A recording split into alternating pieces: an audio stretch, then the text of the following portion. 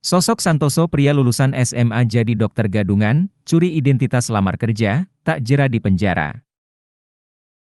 Inilah sosok Santoso selaku pria lulusan SMA yang jadi dokter gadungan selama 2 tahun. Diketahui jika Santoso merupakan pria yang hanya menempuh pendidikan sampai ke jenjang SMA. Namun dengan akal liciknya, Santoso berhasil menipu banyak orang hingga membuatnya mendapat pekerjaan sebagai dokter. Tak sebentar, Santoso bahkan menjadi dokter gadungan selama 2 tahun belakangan. Awalnya Santoso menjadi dokter gadungan pertama kali di RSPHC Surabaya. Pria lulusan SMA ini sudah melakukan praktik selama 2 tahun sejak bulan April 2020 silam. Kala itu, Rumah Sakit PHC Surabaya membuka lowongan pekerjaan pada bagian tenaga layanan klinik sebagai dokter first aid.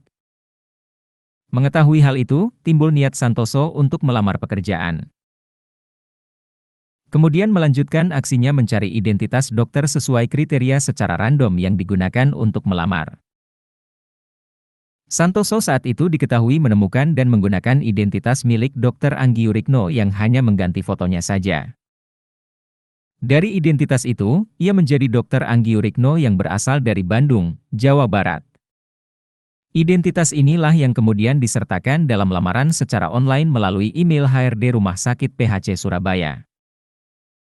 Tak disangka, dokumen fiktif itu membuat Santoso diterima kerja.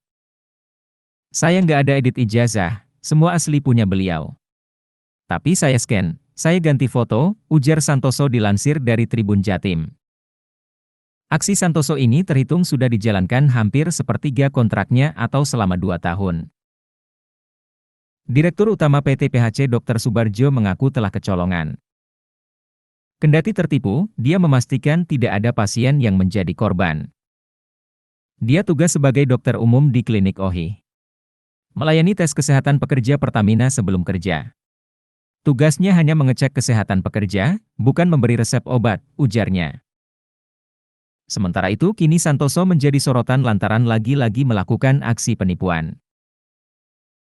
Ia seolah tak kapok masuk penjara di tahun 2011 lantaran pernah menjadi dokter gadungan di beberapa rumah sakit di Kalimantan. Parahnya kini Santoso kembali menyamar menjadi dokter gadungan di PT Pelindo Husada Citra, PHC, hingga bisa bekerja sebagai dokter klinik K3 wilayah kerja Pertamina di Cepu. Bahkan hebatnya, Santoso mendapat gaji sebesar 7,5 juta rupiah ditambah dengan tunjangan. Namun akhirnya kebohongan Santoso terungkap ketika perusahaan mengurus perpanjangan kontrak kerja. Sehingga hal tersebut membuat Santoso tengah diadili di Pengadilan Negeri Surabaya.